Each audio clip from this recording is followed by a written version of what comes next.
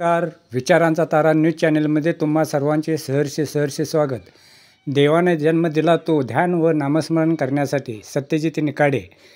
आपण रोज मंदिरात जातो, पण त्या देवाला डोळे भरून पाहत नाही, त्याचे स्वरूप ओळखत नाही. तेव्हा आपण मंदिरात गेल्यावर प्रथम त्याला डोळे भरून पाहून त्याचे स्वरूप आठवावे, तर जीवन सुखी होऊन समाधान लाभते. आपल्याला देवाने जन्म दिला तो आपल्या हातून सत्कर्म व्हावे व ध्यान व नामस्मरण करण्यासाठी दिला आहे. तेव्हा जीवन जगत असताना ध्यान व नामस्मरण करणे गरजेचे आहे, असे मत ह.ब.प. सत्यजित निकाडे महाराज कुर्ली यांनी व्यक्त केले. बारवाड येथील विठ्ठल रुक्मिणी मंदिरात वारकरी संप्रदाय मंडळ व विठ्ठल रुक्मिणी देवस्थान कमिटीच्या वतीने श्रीकृष्ण जन्माष्टमीनिमित्त आयोजित हरिनाम सप्ताह सोहळ्याच्या पहिल्या दिवशी प्रवचन सेवा देताना वरील मत व्यक्त केले. पुढे बोलताना निकाडे महाराज म्हणाले की भगवान श्रीकृष्ण हे सर्वश्रेष्ठ असून जगाचा ब्रह्मांड नायक आहेत. तेव्हा त्यांचे नामस्मरण करायला हवे असे संतांनी सांगितले आहे. संतांनी या भगवंताला डोळे भरून पाहण्याची इच्छा व्यक्त केली. जीवनाचे सार्थक व्हायचे झाल्यास संसारात राहून परमार्थ केला पाहिजे असे सांगून श्रीकृष्णाच्या जन्माची कथा सांगितली. प्रारंभी सकाळी विठ्ठल रुक्मिणी देवास अभिषेक घालण्यात आला.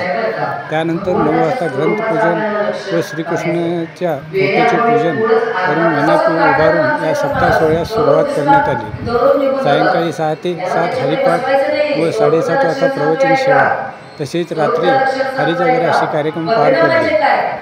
मित्रहो, विचारांचा तारा न्यूज चॅनलला सबस्क्राईब करून, लाईक करून, शेअर करावे अशी विनंती करतो आणि इथेच थांबतो. धन्यवाद. विचारांचा तारा न्यूजसाठी रंगराव बन्नी, बारवाड. डोळे भरून या म्हणजे ह्या डोळ्याला दिसतंय की भरून या काय नाही. एकदम सोपं चिंतन सांगतोय का, एकदम सोपं मला कळेल असं. तुम्ही घागर बघितले काय? घागर माहित आहे? त्याच्यामध्ये आता पाणी भरलं, काठोकाठ पाणी भरलं. आता काठोकाठ पाणी भरल्यानंतर त्याच्यात काय मावळ का परत? मावळ काय?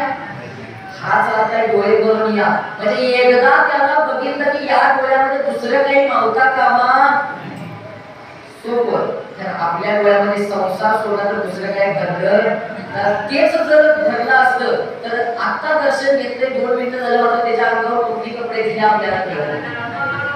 समजली का आपल्याला महाराज? जागचं उदाहरण आहे का? दृष्टांतिक आवड आहे.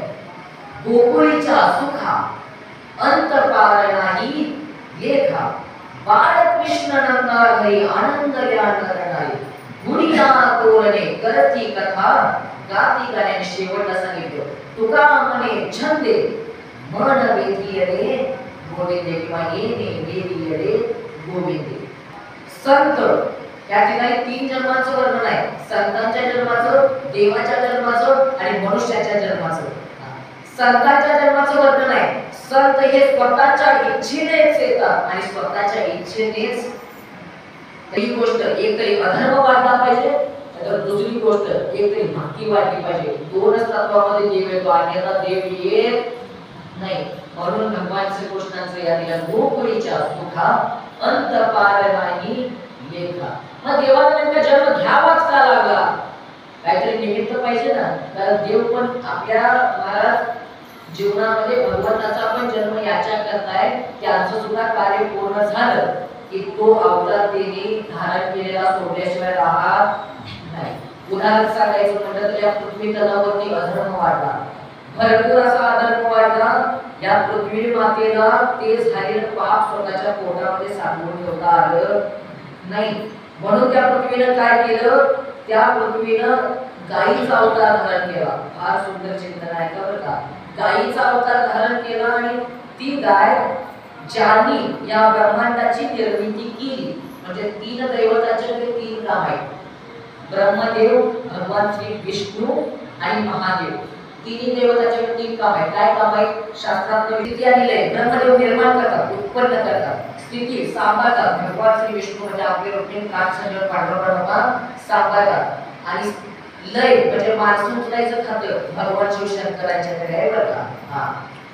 आता 3 दैवतांच्याकडे 3 काम आहे. आता त्याच्यामध्ये महाराज ज्यांनी उत्पत्ती केली ते ब्रह्मदेव आहे. म्हणून त्या पृथ्वीनं काय केलं? त्या ठिकाणी गोमातेचा अवतार धारण केले कोणता? गोमातेचा, गाईचा अवतार त्या पृथ्वी मातेला धारण केलं आणि ज्यांनी या पृथ्वीची निर्मिती केली त्यांच्याकडे गेले. म्हणजे कोणाकडे? ब्रह्मदेवांच्या जवळ गेले आणि तुम्ही काहीतरी नियोजन केलं पाहिजे. भगवान शिव शंकर सुद्धा म्हणे माझ्याकडे फक्त लय नावाची गोष्ट आहे, मी फक्त माणसं उचलू शकतो आणि आता माझ्याकडे दुसरं काही. त्यावेळेला ते सांगतात की माझ्यावर सुद्धा ज्या वेळेस ग्लानी येते त्या वेळेस मी भगवान श्री विष्णूच्या जवळ जातो. म्हणून सगळी स्वारी भगवान श्री विष्णूच्या जवळ गेली आणि भगवान श्री विष्णूच्या जवळ गेल्यानंतर भगवंताला आळवणी केली. देवाला आजकालच्या भाषेत म्हणतात उडवणी, देवाची पूजा केली, देवाचं चिंतन केलं, ध्यान केलं, नमन केलं आणि भगवंतांना शेष नागाजवळ जाऊन भगवंत उठले महाराज. आणि उठल्यानंतर त्या ठिकाणी भगवंताला सर्वांनी सांगितलं असा असा या ठिकाणी अधर्म वाढलेला आहे आणि तुम्हाला या ठिकाणी काहीतरी सहकार्य करावं. ऐकायला देवाचं प्रयोजन. देवाने सांगितलं ठीक आहे म्हणायला लागले. या ठिकाणी माझं नियोजन, माझा प्रकल्प त्या ठिकाणी सिद्धीमध्ये जात आहे. काय झालेलं आहे नीट ऐका. आपण भगवंताच्या जन्माची कथा सांगितलेली नाही बरं का, त्याच्या आधीची कथा आहे की तुम्ही कधी ऐकलं असं नाही, मला माहिती. त्या ठिकाणी प्रसंग असा झाला, भगवंतांनी सांगितलं वसुदेव या नावाने एक बाळ जन्माला आलेला आहे. कोण? वसुदेव. वासुदेव नव्हतं का? काही जणी त्याचं गवळणी म्हणतात की देवी बाळकाईने ऐकले. वासुदेव माझा पिता आणि देवकी माझी. वासुदेव बघा, वासुदेव वासुदेवाचे वडील वसुदेव, कृष्ण म्हणजे वासुदेव आणि त्याचे वडील म्हणजे वसुदेव माझा पिता. ते देव धर्माने काढायचे, आता काय बोलत नाही. वरात निघायला लागली आणि वरात निघत असताना मला त्या देवकीचा भाऊ म्हणजे तो कोण साधा नाही, कंस राजा. आणि वरात जात असताना त्या ठिकाणी त्या रथाच्या बाजूला चालत होता, त्याचं नाव आहे कंस राजा. आणि कंस राजा चालत होता, वरात जात होती कुणाची? वसुदेव आणि देवकीची. वरात जात असताना विजांचा कडकडाट झाला आणि एक आकाशवाणी झाली, ए कंसा. काय आवाज आला? ए कंसा, अरे जिच्या वरातीमध्ये इतक्या आनंदाने तू उड्या मारायला लागलायस, तिच्या पोटाला पुत्र तुझा घात केल्याशिवाय राहणार नाही, तुला मारल्याशिवाय राहणार नाही. आकाशवाणी जशी काय झाली महाराज, आता एक वाक्य सांगताय का, हे आयुष्यात बदल फार महत्वाचं आहे. ह्यो माझा, त्यो माझा, बहीण माझी, भाऊ माझा, ह्यो माझा, कोणी कुणाचं. कारण जिच्या वरातीमध्ये एवढं दणावाना नाचायला लागला कंस, तेव्हा ज्या वेळेला समजलं की हिच्याच पोटाला जन्माला येणारा मला ज्या वेळेला घात करणार आहे, तेनं महाराज एका ताईच्या पोटात जन्माला आलेल्या बहिणीचा सुद्धा विचार केला. तिच्या जखमेमध्ये हात घातला महाराज आणि वरातीमध्ये त्या भरवरामध्ये हातामध्ये तिला खाली वळली. त्यावेळेला दुनिया कुणाचाही विचार करत. म्हणून संतांचं नामिक वाक्य आहे, जग हे सुखाचे दिल्या घेत त्याचे अंतकाळीचे कोणीही. आज ठरवायचं, आज जर गाव मला किंमत द्यायला तर ठरवून चालायचं माझ्यापासून त्यांना काहीतरी फायदा आहे म्हणून ते आज मला पोचायला लागले. उद्या जर आपल्यापासून फायदा होणं बंद झालं, प्रसंग असा झाला, ठरलं मला. ठरल्यानंतर मला दोघांना सुद्धा बंदीखान्यात घातलो. बंदीखान्यात घातलं.